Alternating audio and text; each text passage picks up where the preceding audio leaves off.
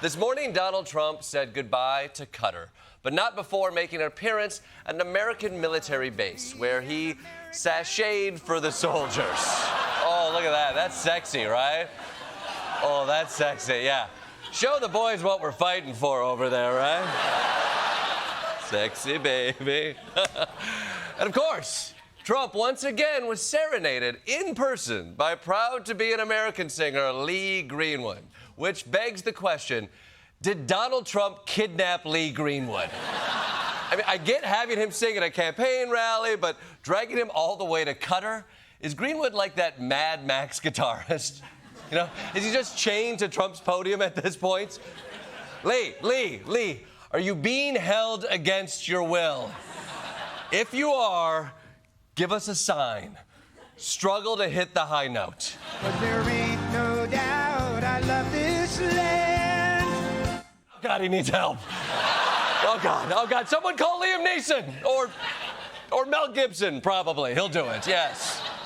Anyway, after blue-balling our troops, Trump was off to the United Arab Emirates, the country Americans always click on accidentally on the drop-down menu.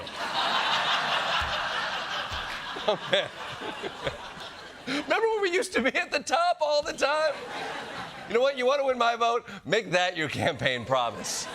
America first on the drop-down menu. I'll vote for that every time.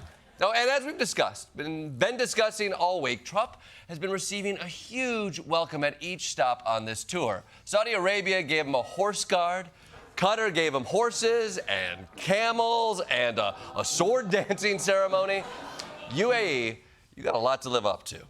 Show us what you got.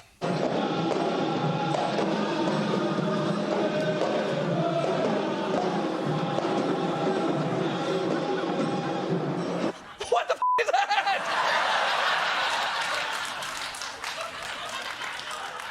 A group audition for a Pantene commercial?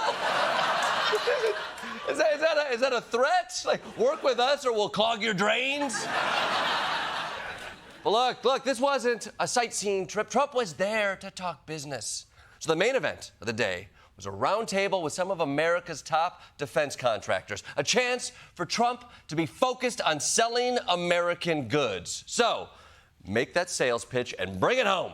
We're coming up with a new system of drones because drones are really, if you look at the war that's going on, it's horrible. When you look at what's happening with Russia and Ukraine, the drone is killing tremendous numbers of people. You hide behind a tree and the drone comes down and it circles you with fire. You don't have a chance. The tree comes down also, by the way. It's so intense. I mean, you see these trees being knocked down like they're being sawed down by a top-of-the-line timberman, like you know who? Sean Duffy. Okay. Okay. This was about drones. We're getting off track here. Not about trees or the timberman. So let's get back to the drones and forget about Sean Duffy. Do you know that Sean Duffy, the head of the Transportation Department, who's working right now on the airports and getting a system because Biden didn't do a thing for 4 years? Okay, airports, Joe Biden. Oh, shit. I know what's about to happen. Okay, everyone stay calm. We're entering a weave. Okay, all right. That's the weave. Buckle up, everyone. The man's been up for 4 days. This is a jet lag weave, all right? This could get bumpy. Biden didn't do a thing for 4 years, and Pete Buttigieg was the head, and he goes bicycling to work. He takes a bicycle to work. Can you believe he's running the biggest air system in the world, and he takes a bicycle to work? So Pete Buttigieg should have taken a plane to work? Is that what I'm overthinking it. It's a weave. You got to steer into the spin. And they say he's going to run for president. I don't see it. Who knows, right? But I don't see it. Have you ever been in a corn maze and you just can't find your way out? Okay, all right. Buttigieg for president, I mean, who knows? Probably not worth speculating about with a bunch of Middle East businessmen. Can we just get back to what we were talking about? But what people don't know about Sean, because I mentioned lumberjacks. No. Wasn't about lumberjacks, not about lumberjacks, okay? You were talking about drones. Forget about the lumberjacks. I mentioned lumberjacks. That Sean, you probably didn't know this. That I'm not talking about this Sean. This Sean, no, this is a different Sean. Sean Duffy, the head of transportation. He's a great Sean, though, I have to tell you. He's a great Sean? We're just ranking Seans now? You got Sean Hannity, Sean Spicer, Shaun of the Dead, Shonda Rhimes. At this point, everyone in the room was probably like, can we just give you our bribe and go home? Mr. President, look, no. I believe. Mr. President, I believe in you. You can find your way back to the drones. Take us home, Donnie. He's a great Sean, though, I have to tell you. But Sean Duffy was the world champion for 5 years, climbing trees and down, up and down, world champion. So that's what you call a serious lumberjack. And he's doing a fantastic job, too, a really respected guy and terrific guy. The champion, because when somebody's a champion, he's the world champion. Long time. He came down, when you come down those trees, coming down at a rapid, he said that started getting you back. Often break your back. You miss a shot and you're coming down faster than the human body was meant to come down.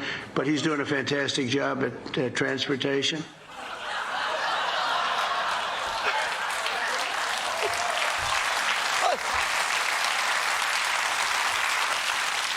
Look at those faces. This man right here is a Boeing executive.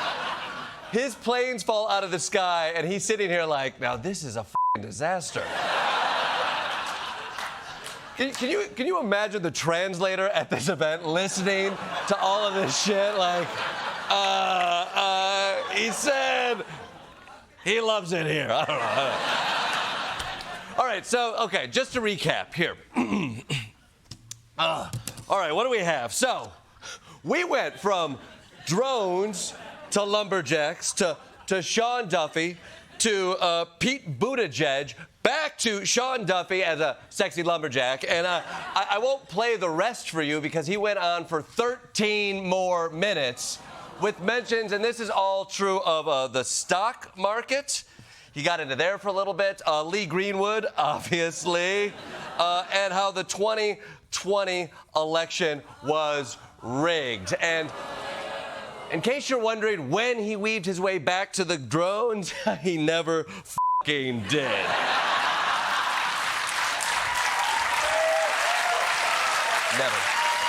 Never got back. Leader of the free world, everyone. So, that was the end of President Trump's visit to the Middle East. The question is, after visiting 3 countries in 4 days, did the whole thing yield any results? To find out, let's go live to the United Arab Emirates with Josh Johnson.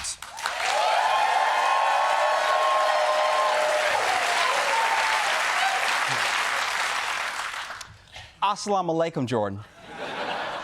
Okay. What was your takeaway, Josh, from the trip? It seemed like kind of a business as usual for Trump. What are you talking about? This is a life-changing trip for Trump. Don't forget, this guy used to hate Muslims. He tried to ban them from the country. He called President Obama Barack Hussein, and he capitalized every letter in Hussein, screaming it with his thumbs. Yeah, I mean, he seemed to not like Muslims. He didn't know the difference between Qatar, Saudi Arabia, and the UAE. He called them Little ISIS, Big ISIS, and ISIS Tokyo Drift. But then he visited their lands, and they showed him their culture, and they taught him their history. And then they gave him a $400 million jet, and it was something about all of that now he loves Muslims. It's beautiful. Yeah, I don't know if it was all of that. It might just be the free jet. You cynical son of a bitch. Why can't you believe in something beautiful, all right? Point is that Trump is changing. It doesn't matter why. If I'm being honest, I can relate. When I first started at The Daily Show, I didn't really with white people like that. But then one day, one of my white coworkers started leaving me free yogurt in the fridge. And I realized white people weren't devils. They were people who gave me free yogurts. Wait, that's you who keeps taking my yogurt? A lot of white people put Klepper on their yogurt Klepper. I don't think that's true.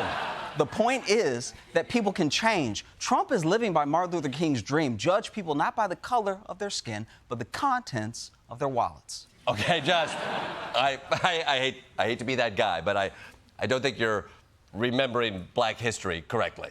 Wow. Wow.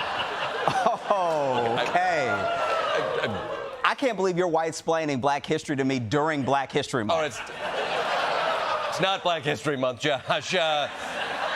How dare you? You know, I was right before. You are a raging bigot, more like Jordan who sang Klepper. Okay, you know what?